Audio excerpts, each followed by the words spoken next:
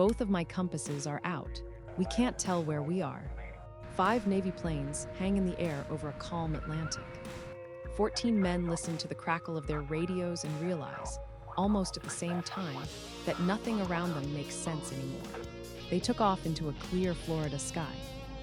They would never be seen again. This is the story of Flight 19, the routine training mission that vanished and left behind only radio echoes, questions, and an empty stretch of ocean. December 5th, 1945. World War II has ended just a few months earlier. American pilots who once flew combat missions are now back in Florida, training in peacetime skies. At Naval Air Station, Fort Lauderdale, 5 TBM Avenger torpedo bombers sit on the tarmac. They're a heavy, rugged aircraft, built to survive long missions over water. To the Navy, they are workhorses, not symbols of mystery. The flight is officially called Navigation Problem Number 1. It's a standard training run. Take off from Fort Lauderdale, fly east over the Atlantic, then turn north, then back west toward base. A triangle over the sea, drawn and erased every day by dozens of training flights. 14 men climb aboard the 5 planes. Most are young trainees, but they're not inexperienced. They have flown, studied, drilled for this. At the head of the group is Lieutenant Charles C. Taylor, 28 years old, a veteran pilot with hundreds of hours in the air, but new to these specific waters off Florida and the Bahamas. The weather forecast is good. Light winds, scattered clouds, visibility stretching for miles. Nothing ominous, nothing unusual. At about 2:10 in the afternoon, Flight 19 lifts off. One by one, the Avengers roll down the runway and rise over the coast, banking east, out over the open Atlantic. On paper, it is just another quiet training day. At first, everything goes according to plan. The 5 planes head east. Practicing bombing runs over a shallow area of water known as Hens and Chickens Shoals. They complete their drills, turn away, and begin the navigation portion of the exercise. Somewhere after that turn, the first small warning appears. Not in the sky, in the instruments. Around 3:30 p.m., radio operators on the ground pick up an unexpected exchange between the students. A trainee's voice carries over the airwaves, uneasy but controlled. He says his compass is not working properly. Moments later, Lieutenant Taylor's voice comes through. He sounds calm, but there's a hint of doubt. He says he believes they might be over the Florida Keys, far to the south of where they're supposed to be. That claim surprises the controllers on the ground. According to every map, every time estimate, Flight 19 should be northeast of the Bahamas, not near the Keys. If Taylor is wrong about his location, then every course correction he gives could push them farther away from safety. The men on the ground try to help. They ask Taylor to fly west, toward the setting sun, a simple heading that should bring him to the Florida coast. But in the air, Taylor hesitates. He reports something more troubling. Both of my compasses are out, he says. Without a reliable heading over the featureless sea, even a veteran pilot can become disoriented. The afternoon light begins to soften. Clouds gather in patches. Radio conditions worsen as static creeps in. Other pilots in the formation are growing anxious. Some say they think Taylor is wrong about their position. They believe they are east of Florida, not south of it. Back at the station, instructors and radio operators are now fully focused on Flight 19. They try to triangulate the group's position using radio direction finders. They urge Taylor to turn west, to trust the instructions they're giving him. But in the cockpit, Taylor is dealing with conflicting impressions. His instruments don't agree. The ocean below looks unfamiliar, and clouds obscure what little reference points remain. He turns the formation, then turns again. The 5 planes seem to trace aimless shapes across the sky, burning fuel with every uncertain change of course. As the clock moves past 4 o'clock p.m., the tension in the radio traffic rises. Taylor's voice is no longer simply questioning. It's strained by the weight of responsibility. 4 other planes are following his lead, and daylight is slipping away. Pilots report that the sea looks strange. Some accounts recall them saying that nothing looks right, that even the ocean seems wrong. It may be the confusion of low visibility, changing light, and building stress, but to the men in those cockpits, it feels like the world has shifted under them. On the ground, officers now consider ordering the trainees to break formation and fly individual courses west. One of the students is reportedly heard saying he can see land, or thinks he knows the direction. But military discipline runs deep. They continue to follow their flight leader. The weather worsens. Light rain showers begin to move across parts of the region. Static grows louder on the radios, words breaking apart, merging with the hiss.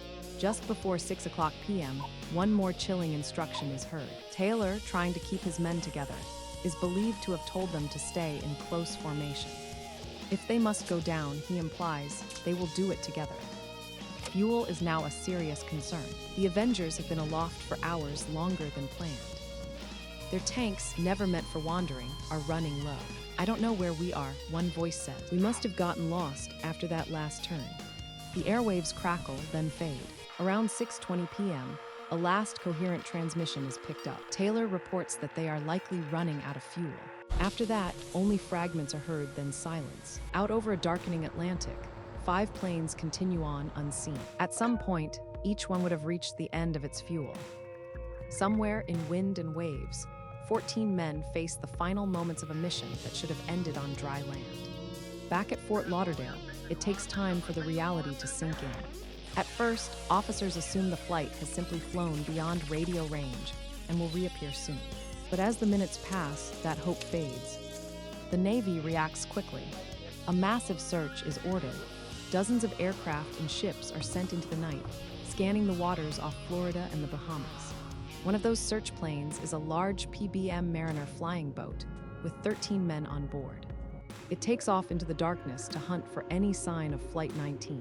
Not long after it departs, a ship at sea spots an explosion far off the coast and reports the sighting. The Mariner never returns.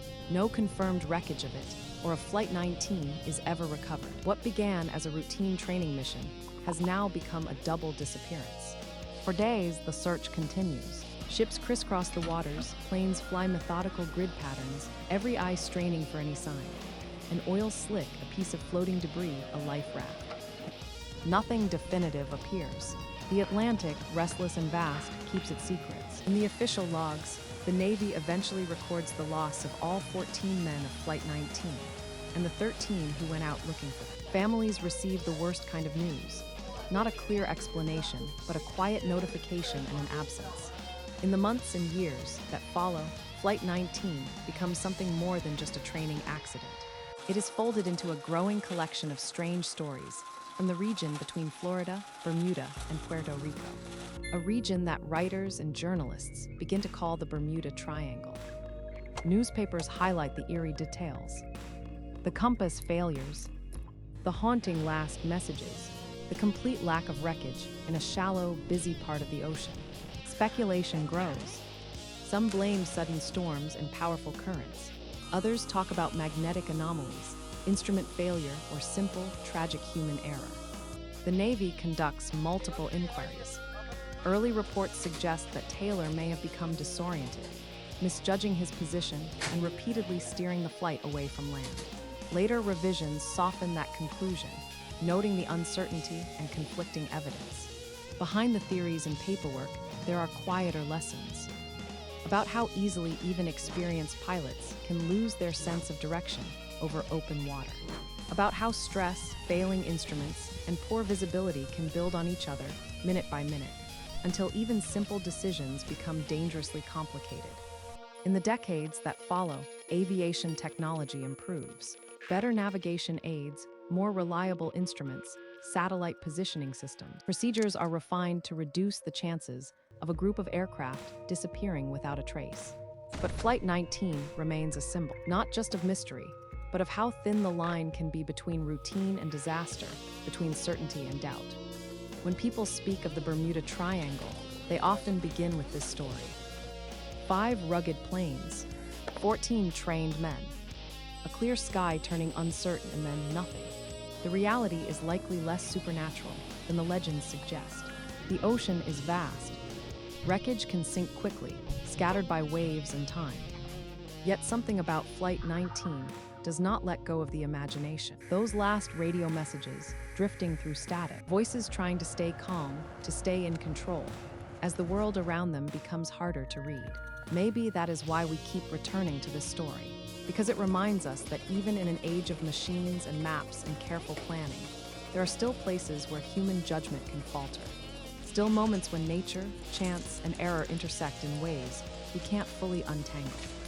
On that December day in 1945, 5 planes rose confidently into the air over Florida. They were meant to trace a simple triangle over the sea and return home before dark. Instead, they became part of a different mapping, drawn in unanswered questions. Somewhere beneath the surface of the Atlantic, the remains of Flight 19 may still rest in silence. The men who flew those planes are gone, but their story continues to echo in every new theory, every new expedition that sets out to solve the mystery. In the end, we may never know exactly what they saw in those final moments. How the sky looked, how the ocean appeared as the fuel gauges sank toward empty. What we can know is this: they were real people, not just characters in a legend. Trainees and veterans, doing their jobs on what was supposed to be an ordinary day. As we listen to the fading transmissions of Flight 19, we are hearing more than a mystery. We are hearing the last trace of 14 lives, vanishing slowly into thin air.